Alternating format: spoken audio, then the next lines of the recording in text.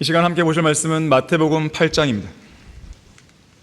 마태복음 8장 5절에서 13절까지 말씀을 보도록 하겠습니다. 5절부터 보시면 예수께서 카퍼나움으로 들어가시니 한 백부장이 그에게 나와 간구하여 말씀드리기를 주여 내 종이 중풍으로 집에 누워 몹시 고통 중에 있나이다 라고 하자 예수께서 그에게 말씀하시기를 내가 가서 그를 고쳐주리라고 하시니 그 백부장이 대답하여 말씀드리기를 주여 주께서 내 지붕 아래로 오시는 것을 내가 감당할 수 없사오니 오직 말씀만 하옵소서. 그러면 내 종이 나을 것이옵니다. 나도 권위 안에 있는 사람이요 내 수하에도 병사들이 있어서 내가 이 사람더러 가라 하면 가고 또 저 사람더러 오라 하면 오나이다. 또 내 종더러 이것을 하라 하면 그렇게 하나이다 라고 하니 예수께서 이 말을 들으시고 놀라워하시며 다른 사람들에게 말씀하시기를 진실로 내가 너희에게 말하노니 이스라엘에서는 이처럼 큰 믿음을 본 적이 없나니 결코 없도다. 또 내가 너희에게 말하노니 많은 사람들이 동과 서에서 와서 아브라함과 이삭과 야곱과 더불어 천국에 앉으려니와 천국은 물리적인 왕국이죠. 이 땅에 눈에 보이는 왕국입니다. 그 왕국의 자녀들은 바깥 흑암에 던져져서 유대인들 말하죠. 거기에서 울며 이를 갈고 있을 것이라 하시고 예수께서 그 백부장에게 말씀하시기를 가라 내가 믿은 대로 내게 이루어지라고 하시니 그의 종이 바로 그 시각에 나으니라.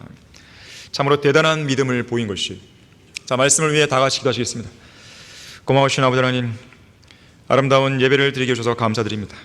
우리 마음속에 평안을 주시고 주님의 능력으로 채워주시고 무엇보다도 성령 하나님으로 충만케 해주셔서 감사드립니다. 우리가 드리는 이 예배가 오직 주님께만 올려지는 예배가 되게 하시며 오직 주님께서 영광 받으시고 또 기뻐하시는 예배가 되기를 간절히 간구드립니다. 아름다운 찬양과 연주에서도 감사드립니다. 이 시간 제가 하나님의 말씀을 강론할 때 제 안에 충만히 거해 주시고 이 시간 선포되는 이 말씀이 우리 성도들의 마음속에 깊이 새겨지게 해주십시오. 우리의 마음과 생각을 변화시키는 능력 있는 말씀이 될 수 있도록 인도해 주십시오. 그리스도인은 믿음으로 살아야 되는데 그 믿음으로 사는 그 방법에 있어서 오늘 좋은 교훈을 얻을 수 있도록 인도해 주십시오. 주 예수 그리스도 이름으로 기도했습니다. 아멘. 설교 제목은 가장 위대한 찬사입니다. 가장 위대한 찬사. 찬사란 말이 무엇입니까? 어떤 사람의 아름다운 업적이나 인품을 기리고 칭찬하는 말 또는 글인 것이죠. 기본적으로 찬사는 다른 사람들로부터 받는 것이지 자기가 스스로에게 찬사하는 경우는 없습니다. 잠언 27장 2절에서는 다른 사람으로 너를 칭찬하게 하고 내 입으로는 하지 말며 타인으로 하게 하고 내 자신의 입술로는 하지 말라고 말씀하고 있어요. 찬사의 기본이에요. 찰스 스펄전은 찬사는 향수와 같다 그랬어요. 찬사는 향수와 같아서 들이마시는 것은 괜찮지만 삼켜서는 안 된다고 그랬어요. 코로 이렇게 맞는 건 괜찮죠. 하지만 향수를 삼키면 큰일 나죠. 무슨 말인가 하면 다른 사람의 찬사를 기쁘게 받되 그런 찬사에 취해서 교만해지지 말라는 것입니다. 한 번은 좋은 번연이 설교를 마치고 강단에서 내려왔을 때 누군가가 다가와서 말합니다. 목사님, 오늘 설교 정말로 훌륭했습니다. 그러자 좋은 번연이 이렇게 말했다 그러죠. 너무 늦으셨네요. 제가 강단에서 내려오기도 전에 마귀가 이미 그 말을 했답니다. 마귀는 그렇게 간교한 것이에요. 자기 설교에 도취하게 만드는 것이죠. 한편 A.W. 토저는요, 사람이 얼마나 위대한지는 그가 찬사를 받았을 때 얼마나 겸손해지는가를 보면 알 수 있다고 했어요. 오스왈드 챔버스는요, 우리가 다른 사람에게 찬사를 보내는 이유가 무엇인가 했을 때 그 사람 안에서 하나님의 모습을 발견했기 때문이라고 그랬어요. 그러면서 말하기를 그래서 모든 진실한 찬사는 결국 하나님께 행하는 예배가 된다 그랬어요. 여러분이 지금까지 얼마나 많은 찬사를 들어오신지 모르겠지만 세상에서는 자주 회자되는 찬사들이 있습니다. 예를 들면 이런 거죠. 당신이 얼마나 최선을 다해 노력했는지 저는 잘 압니다. 어려운 상황에서도 절대로 포기하지 않는 모습이 정말로 멋집니다. 내 인생에서 당신을 만난 것이 큰 축복입니다. 당신이 없었다면 지금도 나는 없을 것입니다. 지금의 나도 없을 것입니다. 당신의 슬픔까지도 나에게는 소중한 일부입니다. 아무도 당신을 믿지 않았을 때 나는 당신을 믿었습니다. 당신의 존재 자체가 나에게는 가장 큰 위로입니다. 세상이 당신에게 등을 돌려도 나는 끝까지 당신 편에 서겠습니다. 내 인생의 마지막 순간에 곁에 있었으면 하는 사람은 오직 당신뿐입니다. 당신은 내가 더 좋은 사람이 되고 싶은 마음이 들도록 만들어줍니다. 당신과 이야기를 나누면 시간 가는 줄 모르겠습니다. 태어나줘서 고맙습니다. 당신이 이 땅에 존재하고 있는 것만으로도 저는 기쁘고 충분합니다. 제가 이성호 목사님으로부터 들었던 최고의 찬사는 형제가 와서 이제는 좀 쉴 수 있는 것 같아. 책을 읽을 수도 있고, 전에는 할 일이 너무 많아 쉴 틈이 없었는데 이제는 차분히 책 읽을 시간이 생겼어. 자, 그러나 우리가 들을 수 있고 또 들어야 하는 최고의 찬사는 사람들에게서가 아니라 하나님께로부터 나오는 찬사여야 합니다. 로마서 2장 29절에 보니까 찬사는 사람들에게서가 아니라 하나님에게서니라고 그랬어요. 찬사는 하나님께로부터 들어야 그게 진정한 찬사예요. 요한복음 12장 43절에서는 사람의 영광을 하나님의 영광보다 더 사랑하는 사람들에 대해 경고하고 있습니다. 자, 그렇다면 여러분은 만왕의 왕이신 예수 그리스도로부터, 만주의 주이신 하나님으로부터 어떠한 찬사를 듣고 싶습니까? 듣고 싶은 말이 있습니까? 주님으로부터요. 별로 없군요. 욥에게 하신 말씀처럼요. 너는 내 종 욥을 유해 보았느냐? 세상에 그와 같은 사람은 아무도 없나니 그는 온전하고 정직한 사람으로 하나님을 두려워하고 악을 피하는 자니라. 이런 찬사를 듣고 싶습니까? 아니면 에녹처럼 하나님을 기쁘시게 하였다는 이 증거를 지녔느니라. 그게 증거가 뭐예요? 바로 믿음이죠. 아니면 아브라함에게 하신 것처럼 내가 그를 아나니 그가 자기 자식들과 자기 뒤에 올 자기 집안 식구들에게 명하겠고 그들은 주의 도를 지켜 정의와 공의를 행할 것. 이런 찬사를 듣고 싶습니까? 나는 아브라함을 알아. 아브라함은 이러이러한 사람이야. 나는 아브라함을 알아. 아니면 모세에게 하신 말씀처럼 나의 종 모세는 그와 같지 아니하나니 그는 나의 온 집에 신실하니라. 그런 찬사를 듣고 싶습니까? 아니면 다윗처럼 내가 이새의 아들 다윗을 만나니 내 마음에 맞는 사람이라. 그가 나의 모든 뜻을 행하리라. 이런 찬사가 듣고 싶습니까? 아니면 신약으로 넘어와서요, 나다나엘에게 하신 것처럼 참으로 이스라엘 사람이라. 그에게는 간사함이 없도다.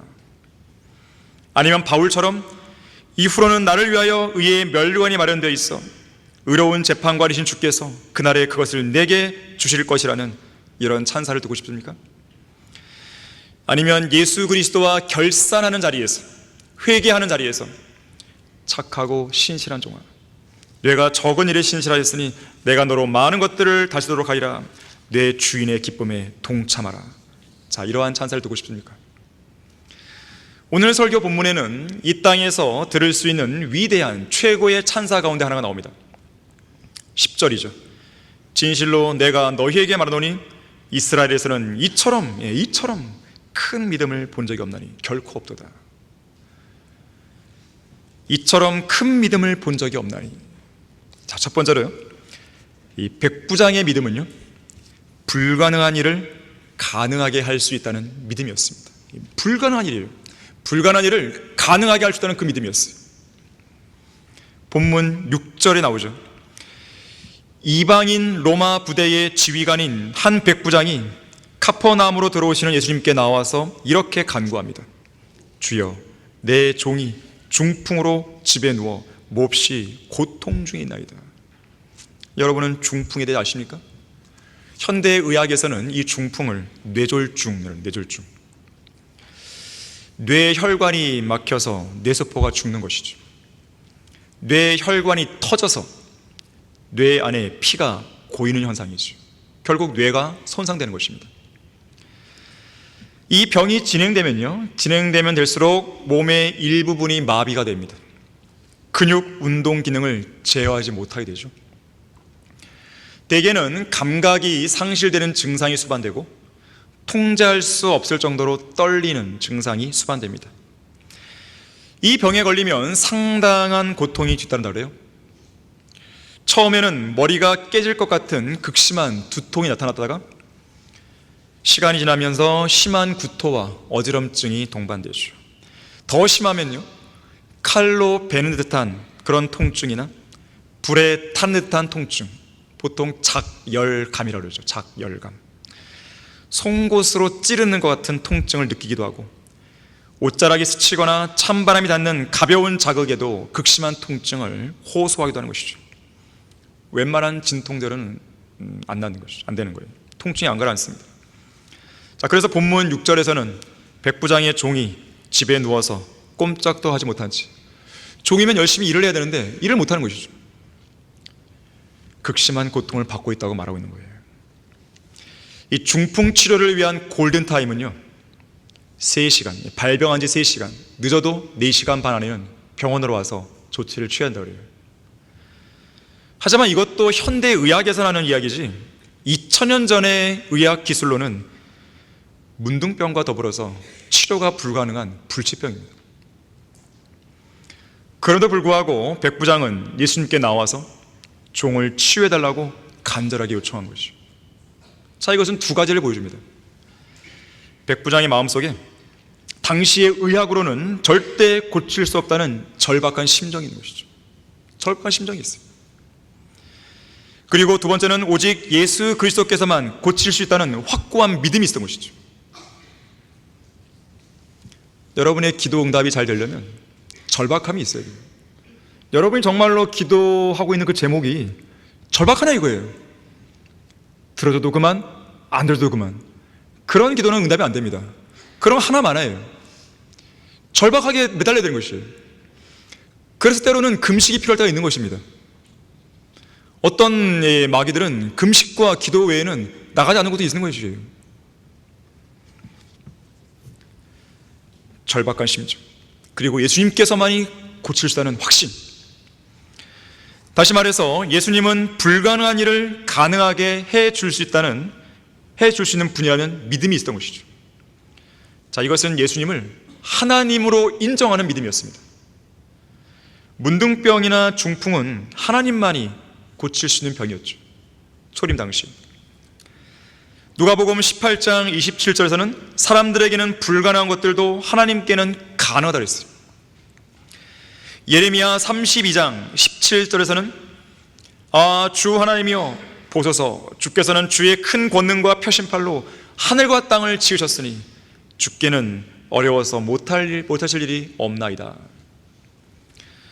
1737년 영국 런던에서 오페라로 최고의 명성을 누리고 있었던 핸델에게 중대한 위기가 찾아옵니다. 오페라의 인기가 시들해지고 경쟁사와의 갈등, 공연 실패 등등 이런 것이 겹치면서 핸델은 엄청난 빚을 지고 파산하게 되는 것이죠. 빚 때문에 감옥에 갈지 모른다는 생각에 극심한 공포와 우울증에 빠집니다. 엎친 데 덮친 격으로 중풍이 찾아와서 오른쪽 팔과 다리가 마비가 되었어요. 피아노나 오르간을 연주할 수 없었고요, 음표 하나 그릴 수 없는, 그야말로 음악가로서는 사망 선고 상태나 다름없는 몸 상태가 된 것이죠. 사람들은 모두 하나같이 말했습니다. 이제 핸델의 시대는 끝났다. 의사들조차 포기할 정도로 최악의 상황이었습니다. 하지만 핸델은 포기하지 않았습니다. 독일의 아헨이라고 하는 온천지대로 갔습니다. 요양을 했는데 그야말로 사투를 벌이는 요양을 하게 됩니다. 보통 사람은 30분도 못 견딘다고 하는 뜨거운 열탕에서요, 몇 시간씩 버티며 하나님께 드리는 기도와 재활에 매달리게 됩니다. 결국 불가능해 보였던 기적이 일어났어요. 육체의 마비 증세를 극복했고 다시 걸을 수 있게 되었습니다. 악보를 그리며 연주할 수 있게 되는 것이죠. 핸델은 이러한 기적에 대해서 단순한 의학에 따른 회복이 아니라 하나님의 은혜로 다시 새롭게 얻은 생명이라고 고백했습니다. 자, 그러나 문제는 육체는 회복되었지만 여전히 파산, 우울증으로 마음의 마비 증세는 여전히 있던 것이죠. 마음의 중풍이 있는 것이죠. 그러던 어느 날 한 무명 시인이 보낸 소포가 핸델에게 도착합니다. 그 안에는 다음과 같은 내용의 편지가 들어있었어요. 우리의 구주이신 예수 그리스도께서는 인류를 위해 멸시와 버림을 당하셨습니다. 그러나 할렐루야, 주님을 찬양하십시오. 부활하신 예수 그리스도, 곧 전능하신 주님께서는 장차 이 땅을 다스릴 것입니다. 이 편지를 읽는 순간 핸델은 온몸에 전율을 느꼈습니다. 마음의 마비 증세가 풀렸어요. 그러자 핸델은 몇 년 전만 해도 중풍으로 움직이지 않았던 그 손으로 24일 동안 미친 듯이 악보를 써내려갑니다. 특히 이사야 53장 5절에 그가 맞은 채찍으로 우리가 치유되었도다, 이 구절을 작곡할 때는 자신의 마비되었던 그 고통과 치유를 떠올리면서 뜨거운 눈물을 흘렸다 그러죠. 그렇게 해서 핸델은 260페이지 분량에 달하는 메시아라는 대작을 만들어내게 됩니다. 하나님께서는 낙심과 절망에 빠진 성도들에게 말씀하십니다. 나를 부르라. 그리하면 내가 너에게 응답하겠고 내가 알지 못하는 크고 능력 있는 일들을 너에게 보이리라. 치료가 불가능해 보이는 질병과 회복이 불가능해 보이는 비참한 현실을 통과하는 성도들, 절망적인 상황이 개선될 기미가 안 보이고 피할 길도 안 보이는 그야말로 앞이 캄캄한 무척 고통스럽고 어두운 터널을 통과하고 있는 성도들, 그들을 향해 예수님은 말씀하시는 거예요. 하나님을 믿으라. 진실로 내가 너에게 말하노니 누구든지 이 산더러 옮겨져 바다에 빠지라고 말하고 그의 마음에 의심하지 않으며 그가 말한 것들이 이루어지리라고 믿으면 말한 것은 무엇이든지 이루어지리라. 마가복음 11장 22절 23절이죠. 믿음이 중요합니다. 믿음이 답이에요. 믿음이 해결책이에요. 이처럼 큰 믿음을 본 적이 없나니, 두 번째로 백부장의 믿음은요, 예수 그리스도의 주 되심을 인정하는 믿음이었습니다. 예수 그리스도의 주 되심, 이걸 바로 영어로 로드십이라고 해요. 본문 6절과 8절에서 두 번이나 말하죠. 주여, 주여. 주님의 예수 그리스도의 주권, 그 주되심을 인정한 것이에요. 로드십을 인정한 것입니다. LORD, 로드, 쉽, SHIP. 이 전미사 SHIP, 쉽이 영어로 뭡니까? 배죠, 배. 배의 주인, 배를 이끄는 주인이 누구예요? 주님이시란 거죠. 로드십이에요. 바다에서 항해하는 그 배의 선장이 중요한 것이죠. 배의 선장은 내가 아닙니다. 주님이시지. 인생은 항해하는 배와 같습니다. 우리가 입고 있는 이 육신의 몸, 이 몸은 우리가 현 세상에서 잠깐 거쳐가는 장막임과 동시에 이 짧은 인생의 바다를 항해하기 위해 우리의 혼이 잠시 타고 있는 배죠. 잠시 타고 있는 배입니다. 장차 우리는 이보다 더 좋은 배로 갈아타는 것이죠. 썩지 않는 배, 죽지 않는 배, 그 배를 우리는 입게 될 것이에요. 그때까지는 잠시 타고 있는 배입니다. 이 배의 선장은 우리의 구주이신 예수님이시고 이 배를 조종하는 키를 잡고 계신 분도 예수 그리스도시죠. 우리의 선장이신 주님은 인생의 거센 물결과 폭풍우와 비바람을 헤치고 우리를 안전한 항구로 데려가실 것입니다. 우리의 혼의 닻이 정박되어 있는 바로 저 셋자늘로 데려가시는 것이죠. 여러분의 인생의 운전대를 여러분이 꼭 붙들고 있으면 안 됩니다. 주 하나님께 온전히 맡겨드려야 돼요. 여러분이 어떤 걸 간구한다더라도 주님의 뜻대로 해주기를 원합니다. 그렇게 하셔야 돼요. 인생의 배의 키를 여러분이 꽉 쥐고 있지 말고 예수 그리스도께 완전히 맡겨드려야 됩니다. 그래야 어떤 상황에서 마음이 평안할 수 있어요. 여러분이 꼭 원하는 대로만 기도가 응답되기를 바라잖아요. 그 사람은 반드시 실족하게 됩니다. 응답이 안 됐을 때. 그런 사람에게는요, 자기가 원하는 대로 응답됐을 때만 주님을 찬양하는 거예요. 원하는 대로 응답이 안 되면 실족해버립니다. 자, 모든 상황들을 다 가능성을 열어둔 상태에서 무언가를 내가 어떤 걸 놓고 기도하지만 주님의 뜻대로, 주님의 방법대로 해주십시오. 반드시 기도를 하셔야 돼요. 그러면 그 일이 설령 성사가 안 됐다 하더라도 실족하지 않는 거예요. 왜? 하나님의 뜻 가운데 있는 거니까요. 지금 당장 그것이 안 됐다 하더라도 하나님은 모든 일이 합력하여 선을 이루신 분이기 때문에 더 좋은 것들을 우리에게 주시다는 것이죠. 잠언 16장 3절에서 너의 일들을 주께 맡기라. 주께 맡겨야 돼요. 그리하면 너의 생각들이 바로 서리라. 잠언 16장 9절도 사람의 마음이 자기의 길을 계획하나 주께서 그의 걸음들을 인도하시니라. 이 두 가지 말씀을 여러분이 기억하셔야 돼요. 한 번은 존 버년이 자신의 일기장에 이렇게 썼습니다. 구원받기 전에는 내가 목적지를 정하고 바람을 이용해서 내가 배를 몰았지만 구원받은 이후에는 주님께서 바람이시고 나는 그 바람에 몸을 맡긴 돛일 뿐이다 그랬어요.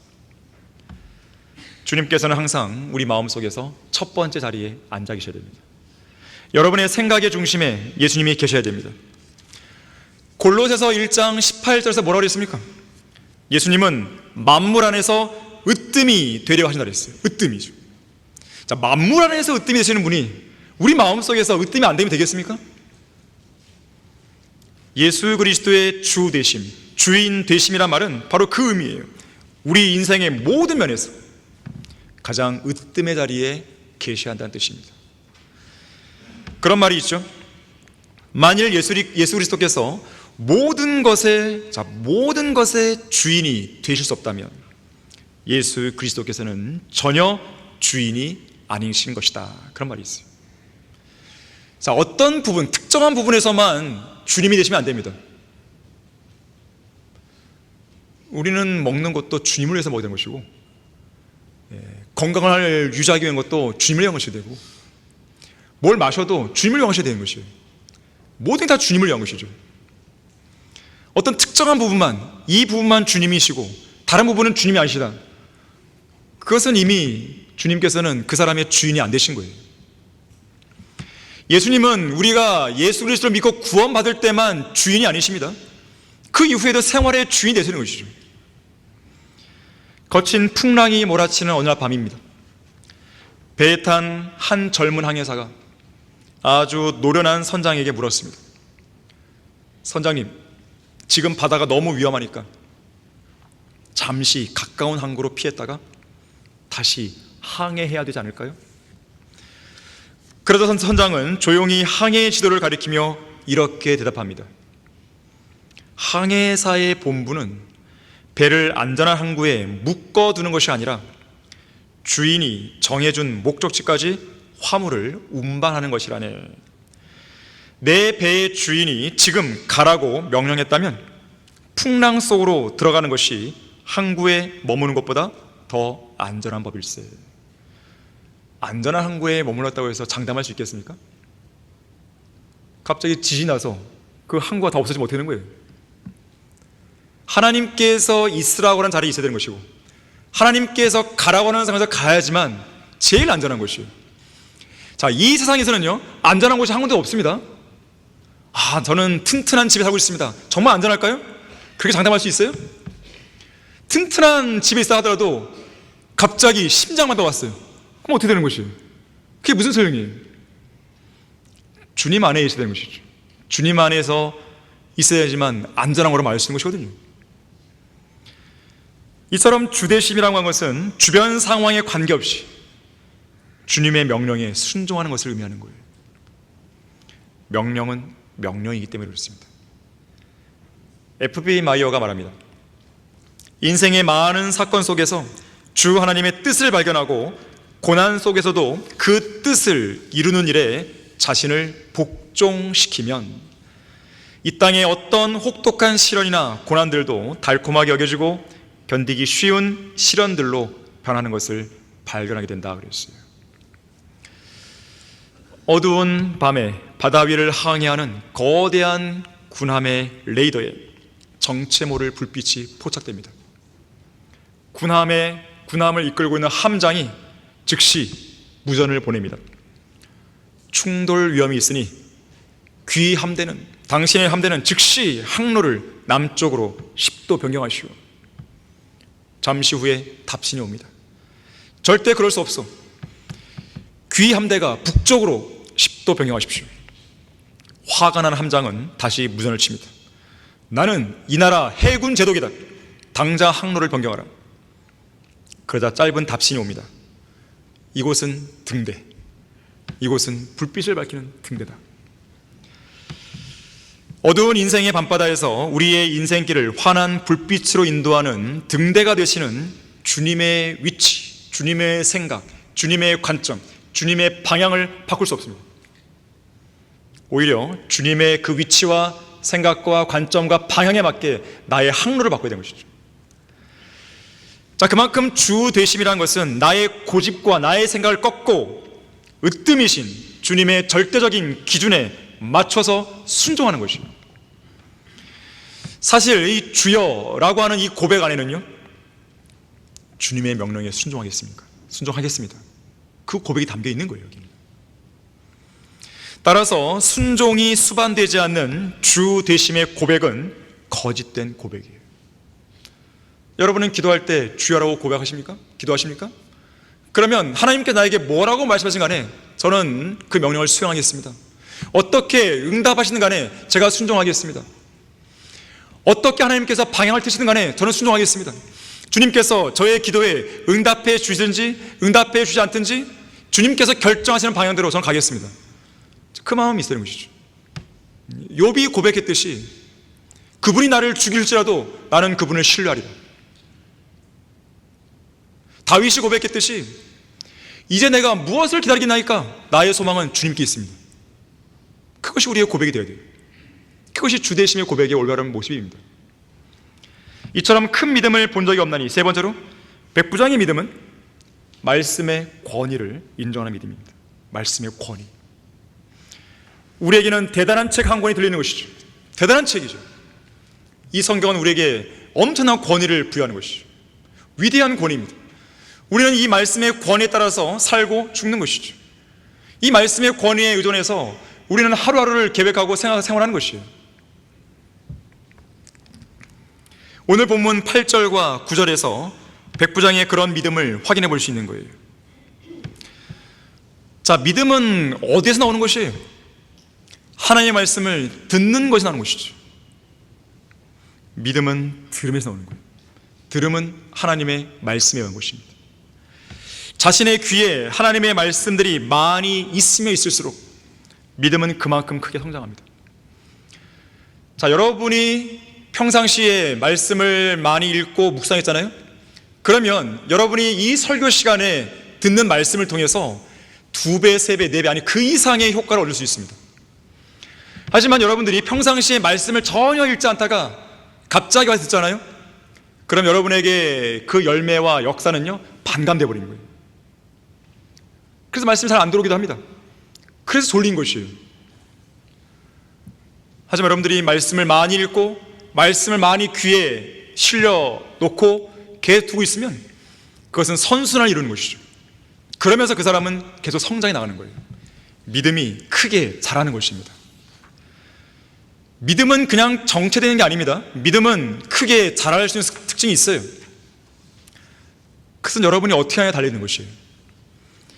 데살로니가 후서 1장 3절에서는 형제들아 우리가 너희를 위하여 항상 하나님께 감사드리는 것이 마땅하고 합당하니 이는 너희 믿음이 크게 자라고 그랬어요. 믿음이 크게 자라는 것이죠. 여기에 성도들이 앉아있지만 모두가 다 똑같은 믿음의 분량을 가진 게 아니에요. 다 분량이 다릅니다. 그 분량의 차이가 나는 것은 여러분 각자의 책임이 있는 거예요.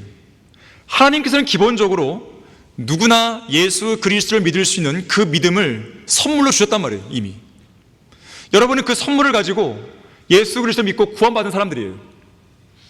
그런데 똑같은 선상에서 출발을 했지만 어떤 사람은 믿음이 크게 자랍니다. 어떤 사람은 제자리예요. 어떤 사람은 큰 믿음, 어떤 사람은 적은 믿음의 평가를 받습니다. 자, 마태복음 8장 26절 27절 보세요. 같은 장이죠. 참으로 재미있게도 같은 장 안에 큰 믿음과 적은 믿음이 각각 사례가 나옵니다. 주께서 그들에게 말씀하시기를 오 너희 믿음이 적은 자들아 어찌하여 두려워하느냐 하시고 일어나서 바람과 바다를 꾸짖으시니 아주 조용히더라.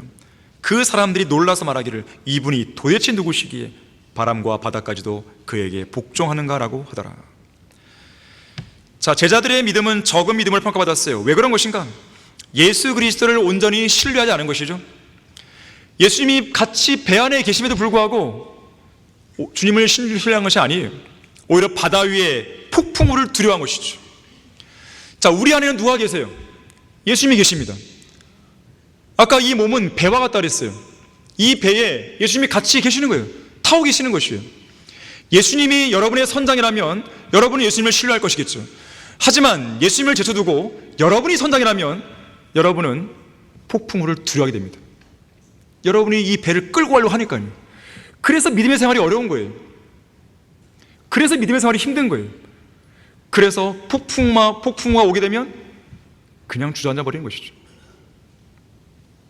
자, 마태복음 14장도 보세요. 14장 적은 믿음에 대한 또 하나의 사례가 나옵니다. 14장 29절에서 31절까지입니다.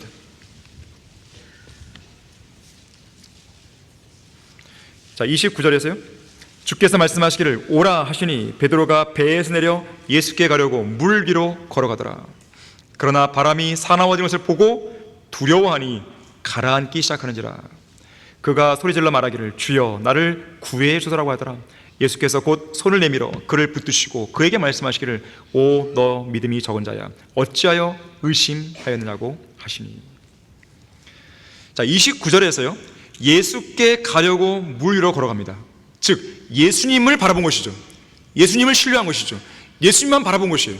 근데 반대로 3절에서 그러나 바람이 사나운 것을 보고 두려워해버린 거예요. 그리고 가라앉는 것이죠. 만약에 이런 가정을 해볼 수 있겠죠. 만약에 베드로가 이 바다 사나웠기를 그거 안 보고 주님을 계속 봤어요. 그럼 어떤 일이 벌어질까요? 주님과 함께 유유히 바다 위를 계속 걸어가겠죠. 근데 그런 일은 안 일어났습니다. 아쉽게도 베드로의 믿음이 왜 적은 믿음이었어요? 예수님을 신뢰하지 않은 거예요. 끝까지 예수님을 바라보지 않은 것이죠. 시선을 돌렸어요. 시선을 돌려서 세상을 봤고 사람들을 본 것입니다. 주위에서 일어나는 그런 폭풍을 본 것이죠. 자, 이에 반해서 백부장의 믿음은 큰 믿음입니다. 왜냐하면 오늘 본문 8절에서 말씀의 권위를 인정하는 믿음이었어요. 주님을 철저히 신뢰하는 믿음이죠. 주님의 말씀을 철저히 신뢰하는 믿음이죠. 예수님께서 백부장에게 말씀하십니다. 내가 가서 그를 고쳐주리라. 내가 직접 가서 고쳐주겠다. 그때 백부장의 말이 아주 대단한 믿음의 고백을 하죠. 오직 말씀만 하옵소서. 같은 사건을 다루고 있는 누가복음 7장 7절에서는요 한 말씀만 하옵소서. 한마디 말이면 충분합니다. 아니 굳이 수고스럽게 우리 집에 몸소 오실 필요 없습니다. 굳이 오셔서 뭐 안수를 해준다든지 오셔서 뭘 하실 거 없습니다. 말씀 한마디면 충분합니다. 말씀의 권위를 인정하는 대단한 믿음이에요. 최고 사령관이신 주님께서 보실 때 일개 이등병과도 같은 자신의 간청을 들어주기 위해서 애써 오시느라 불필요한 시간을 낭비할 필요가 없습니다.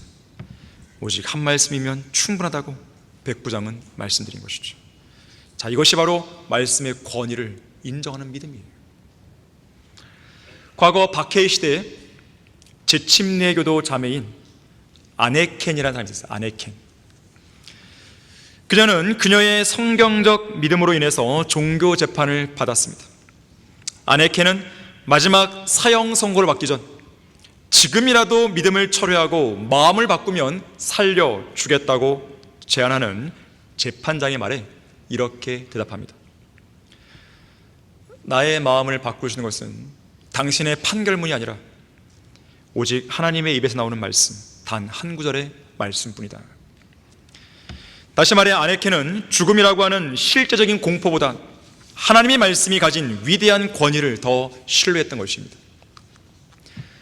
남태평양 뉴 헤브리디스 제도에서 식인종들에게 복음을 전하던 존 페이튼 선교사가 있었죠. 존 페이튼은 어느 날 밤 원주민들에게 포위를 당해서, 이 원주민들은 식인종들입니다, 죽을 위기에 처한 적이 있었습니다. 그는 장막 안에서 하나님께서 보호하신다는 약속의 말씀 한 구절을 붙들고 하나님께 간절히 도움을 요청합니다. 당시에 그가 붙들었던 말씀은 마태복음 28장 20절의 말씀이었어요. 보라, 내가 세상 끝까지 너희와 항상 함께 있으리라. 내가 세상 끝까지 항상 너희와 함께 있으리라. 그는 이 구절을 단순한 위로의 글귀 정도가 아니라 신실하신 하나님의 살아있는 약속으로 믿었습니다. 다음날 아침 식인종들은 더 이상 보이지 않았습니다. 모두 자기 집으로 돌아가 버린 거예요. 나중에 그 이유를 묻게 됩니다. 그들의 주장은 말하죠. 당신의 천막을 수많은 거인 군사들이 에워싸고 지키고 있기 때문에 당신을 죽일 수 없었어. 언제가 이성호 목사님께서 이제 기도를 하시면서 우리를 대적하는 사람들이잖아요. 때때로 하나님께서는 천둥을 크게 씌워갖고 그들을 막 무섭게 할 수 있다고 그러는 거예요. 실제로 식인종들에게 실제로 거인들 막 등장하게 했겠습니까? 하나님께서 보여주시는 것이죠. 그것을 환상을 통해서, 환각을 통해 보든지 보여주는 것이죠.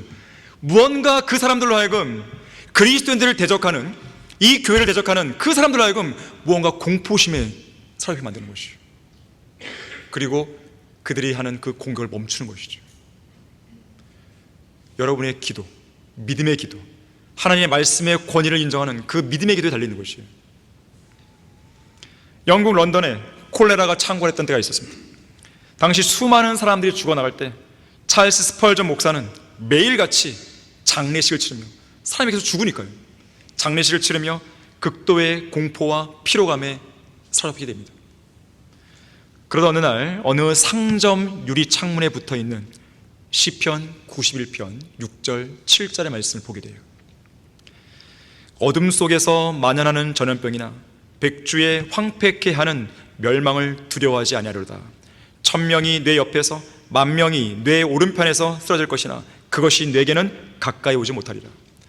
물론 이 말씀은 대환란 가운데 하나님께서 보호하시는 유대인들을 위한 교리적인 말씀이에요. 하지만 찰스 스펄전은 이것을 자신에게 주어지는 하나님의 어떤 응답을 본 것입니다. 영적인 교훈을 본 것이죠. 스펄전은 이 말씀을 자신에게 주시는 하나님의 직접적인 명령으로 받아들였고 그 즉시 두려움이 사라졌다고 그래요.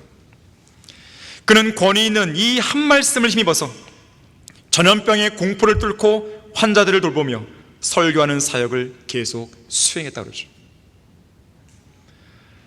여러분에게 어떠한 시련이 닥친다 하더라도 하나님께서 우리와 함께 하시는 상황에서요, 그 시련 때문에 설령 내가 많은 피해를 입고 재정적인 피해나 명예나 위신이나 그런 것들 다 잃어버린다 할지라도 여러분이 한 가지 계속해서 해나갈 것은 뭐냐면 하나님을 신뢰하는 것이고, 그러한 신뢰 속에서 하나님께서 여러분에게 주신 그 과업을 완수하는 것이에요.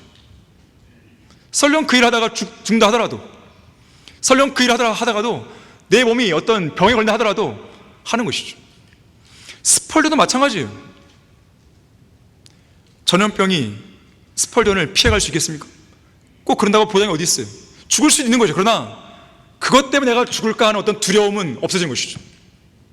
설령 죽는다 하더라도 그 공포심을 뚫고 들어가서 나는 복음을 증거하고 환자들 돌보고 설교한 일을 계속 한다는 것이에요. 이 믿음이 필요합니다.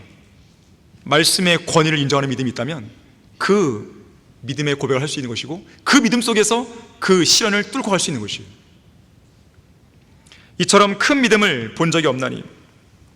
네 번째로, 백부장의 믿음은 왕의 권위를 인정하는 믿음이었습니다. 왕의 권위.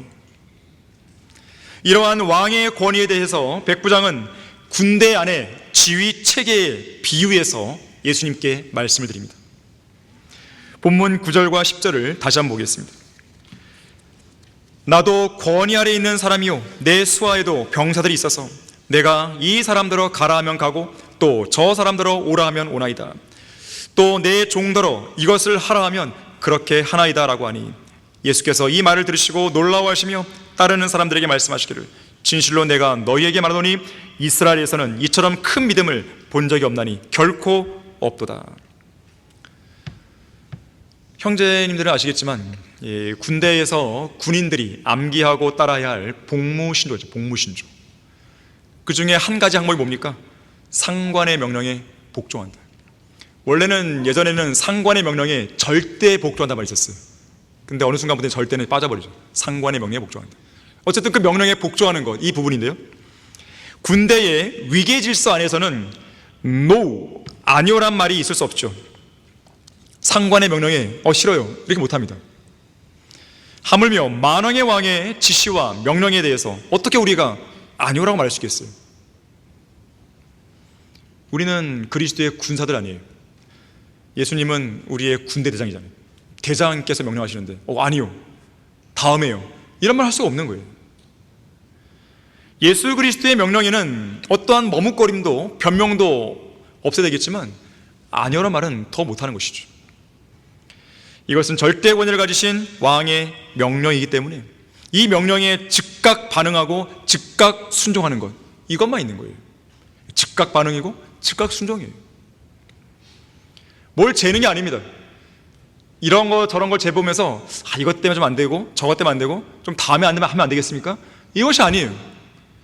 주님의 명령이 떨어진 순간 네, 알겠습니다, 바로 가는 것이죠. 월터 롤리라는 사람은요, 하나님의 명령에 대한 신속하고도 신실한 복종은 이 세상에서 가장 아름답고 복된 것이라고 했어요. 하나님께서 여러분들에게 누군가에 가서 말씀을 전하라고 했습니까? 그럼 가면 되는 거예요. 저 사람이 나에 대해서 막 욕하고 비난하고 또 저리 가라 그러고 관계가 소원해지고 그러면 어떻게 합니까? 그런 걸 내가 걱정할 게 아니라는 거죠. 하나님께서 지금 가라고 했으면 가는 거예요. 그 결과에 대해서는 주님이 책임지실 것이죠. 전도서 8장 4절 말씀입니다. 왕의 말이 있는 곳에는 뭐가 있습니까? 권위가 있나니. 누가 그에게 말하기를, 왕에게 말하기를 당신은 무엇을 하나니까? 라고 할 수 있냐 그랬어요. 주님 왜 이렇게 하십니까? 왜 저에 대해 이렇게 하십니까? 왜 저에 대해서 이런 상황들 마련해 주신 것입니까? 그렇게 할 게 없어요.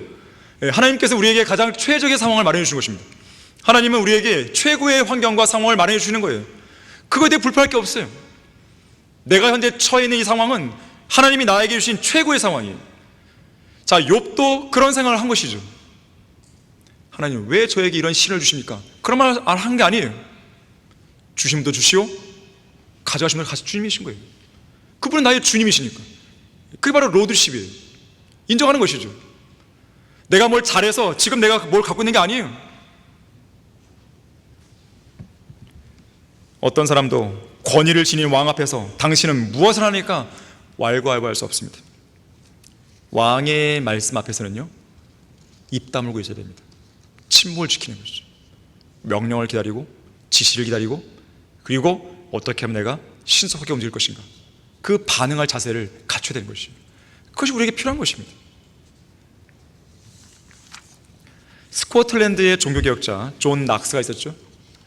존 낙스는 당시 막강한 권력을 지니고 있던 메리 여왕 앞에서 언제나 당당하게 행동합니다. 한 번은 여왕이 묻죠. 그대는 내 명령을 어겼으면서도 거역했는데도 불구하고 무엇 때문에 그렇게 당당한 것인가? 존 낙스는 성경을 펼쳐 보이면서 이렇게 대답합니다. 여왕 폐하, 왕의 말이 있는 곳에는 권위가 있다고 성경을 말씀합니다. 하지만 여기에 만왕의 왕이 되시는 하나님의 조서가 도착해 있습니다. 이 조서에서 하지 말라고 기록되어 있다면 지상의 그 어떤 왕의 명령도 바로 이 왕의 말씀, 곧 만왕의 왕의 말씀에 권위 아래 굴복해야 됩니다. 그러다 보니 이 메리 여왕도 말했죠. 나는 수천 명의 군대보다도 존 낙스의 기도와 그가 선포하는 말씀이 더 두렵다 그랬습니다. 한 번은 미국에서 조지 윌슨이라는 사형수에게 대통령의 사면령이 내려진 적이 있었어요. 대통령의 사면. 그런데 이 조지 윌슨이 나는 사면을 거부합니다 그러면서 사면 받기를 거절했어요. 결국 이 사건이요, 대법원 판결까지 올라가야 하는 사안으로까지 비화됩니다. 당시 대법원장이었던 마샬은 길이 역사에 남을 판결을 다음과 같이 내리게 되죠. 왕의 권위에 버금가는 대통령의 사면령은 그 자체로 절대적인 권위를 갖는다. 하지만 그 사면령이 효력을 발휘하기 위해서는 그 당사자가 그 사면령을 받아들여야 된다. 만약 그가 이 절대적인 권위 있는 선포를 거절한다면 그에게 남은 것은 법의 심판뿐이다 그랬습니다. 결국 조지 윌슨은 교수형에 처하고 말았다 그러죠. 왕의 말씀에는 죄인들을 죄와 사망의 법에서 벗어나 자유롭게 할 수 있는 절대적인 권위가 있습니다. 하지만 그 권위 있는 왕의 말씀을 거절하면 죄의 사슬에서 벗어날 수가 없는 것이죠. 그것은 왕의 말씀에 권위에 문제가 있기 때문이 아니라 그 권위를 가진 말씀을 받아들이는 당사자가 그 권위를 무시했기 때문에 일어난 결과인 것이죠. 어쨌든 이 말씀의 권위는 왕의 말씀의 권위, 왕의 권위를 인정하는 그 믿음이 백부장이 있었던 것이죠. 결국 이러한 네 가지 믿음을 특징으로 하는 그 믿음이 있었기 때문에 백부장의 종은 낫게 되는 것이죠. 결론적으로 히브리서 11장 6절에서는 그러나 믿음이 없이는 하나님을 기쁘시게 할 수 없나니 하나님께 나아가는 자는 그분이 존재하시는 것과 그분이 자기를 열심히 찾는 자들에게 보상하는 분이심을 마땅히 믿어야 한다고 말씀합니다. 하나님께서는 믿음을 가진 성도를 무척 기뻐하십니다. 여러분이 사랑하고 섬기는 하나님을 기쁘시게 해드리고 싶다면 무언가를 행하기에 앞서서 여러분은 먼저 믿으셔야 돼요. 어떤 사람이 고백합니다. 나는 노아와 이삭처럼 믿음으로 하나님께 온전히 순종하겠다. 에녹처럼 믿음으로 하나님과 동행하겠다. 아브라함처럼 믿음의 좁은 길을 신실하게 따라가겠다. 요셉처럼 믿음으로 죄의 유혹을 물리칠 것이다. 여호사밧 왕처럼 믿음으로 하나님을 부지런히 찾을 것이다. 모세처럼 믿음으로 하나님의 백성과 함께 고난받는 것을 즐거워하겠다. 다윗 왕처럼 믿음으로 주님만을 의지할 것이다. 다니엘처럼 믿음으로 하나님과 교제하는 가운데 위대한 계시들을 받을 것이다. 기드온처럼 적은 수의 군사를 갖고서도 믿음으로 담대하게 전진할 것이다. 아론이나 훌처럼 믿음으로 영적인 지도자들을 신실하게 도울 것이다. 고난받는 욥처럼 믿음으로 고난을 이겨낼 것이다. 이사야처럼 믿음으로 하나님의 어떤 명령에도 순종하겠다. 안드레처럼 믿음으로 형제들을 주님께 인도할 것이다. 요한처럼 믿음으로 주님의 품에 가까이 있을 것이다. 베드로처럼 믿음으로 위대한 고백을 할 것이다. 바울처럼 믿음으로 신실하게 복음을 전파할 것이다. 스테판처럼 믿음으로 원수를 용서하겠습니다. 그러나 이 모든 일을 저의 힘으로는 도저히 할 수 없습니다. 오직 제게 능력을 주시는 그리스도를 통해서만 이 모든 일을 할 수 있습니다라고 고백을 했다 그러죠. 여러분의 믿음은 어떤 믿음입니까? 여러분의 믿음은 하나님께서 찬사를 보내실 만한 믿음입니까? 아니면 하나님께서 적은 믿음이라고 책망하시는 믿음입니까? 마태복음 17장 20절에서 예수님은 말씀하십니다. 진실로 내가 너희에게 말하노니 너희에게 겨자씨 하나일 만한 믿음이 있다면 너희가 이 산에게 말하여 여기서 저리로 옮겨져라 하면 옮겨질 것이요 또 너희에게 불가능한 일이 전혀 없을 것이니라. 그렇다면 적은 믿음은 어떤 믿음입니까? 겨자씨보다도 못한 믿음인 것이죠. 겨자씨 하나만한 믿음이 있다면 이 엄청난 일을 하잖아요. 불가능을 가능하게 한단 말이에요. 그런데 그것을 못하고 있다면 겨자씨 하나보다도 못한 믿음을 갖고 있을 줄 모르는 것이죠. 예수님은 전능하신 하나님의 능력이 믿음을 통해 나타난다고 말씀합니다. 바로 그 믿음에서 우리를 위한 능력의 폭포수가 막 쏟아져 내리는 것이죠. 거듭난 성도가 드려야 할 질문은 이런 질문이에요. 내가 얼마만큼 믿을 수 있는 것인가? 어디까지 믿을 수 있는 것인가? 내가 뭘 할 수 있는 것인가? 이것이 아니에요. 내가 어디까지 주님을 신뢰할 수 있는 것인가? 전적으로 할 수 있는 것인가? 아니면 부분적으로 할 수 있는 것인가? 내 믿음이 과연 얼마나 큰 것인가? 이 질문을 던져야 되는 것이에요. 내가 지금 주님을 위해서 뭘 할 것인가? 그게 아니에요. 그것보다 더 선행되는 것은 내가 주님을 어디까지 믿을 수 있냐 이거예요. 마가복음 9장 23절에 보게 되면 예수님은 마귀 들린 아이로 인해 고통받는 아버지에게 말씀하십니다. 내가 믿을 수만 있다면 믿는 사람에게는 모든 것이 가능하리라. 그때 이 아이의 아버지가 뭐라고 말합니까? 주여 내가 믿나이다. 나의 믿음 없음을 도와주소서. 믿음을 가지십시오. 믿음을 행사하십시오. 믿음을 사용하셔야 돼요. 적극적으로 믿음을 활용하세요. 필요하다면 이렇게라도 기도하세요. 오 하나님, 저는 믿고 싶습니다. 저의 믿음 없는 모습을 불쌍히 여겨주십시오. 저의 믿음이 강건한 믿음이 되길 원합니다. 주님으로부터 이처럼 큰 믿음을 본 적이 없나니 결코 없도다. 이러한 찬사를 받는 참된 믿음의 소유자가 되기를 바라겠습니다. 자, 기도하겠습니다. 고마우신 아버지 하나님, 사실상 우리에게 믿음이 많이 부족합니다. 결정적인 순간에 그 믿음의 부족 때문에 많은 일들을 그르치고 있는 것입니다.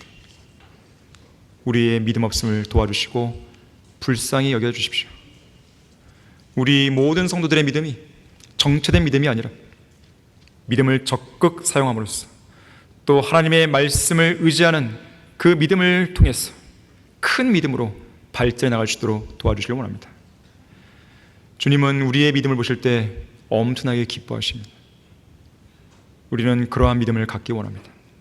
오늘 이 시간이, 이 헌신의 시간이 그러한 믿음의 사람으로 변모될 수 있는 좋은 계기가 될 수 있도록 인도해 주십시오. 주 예수 그리스도 이름으로 기도했습니다. 아멘.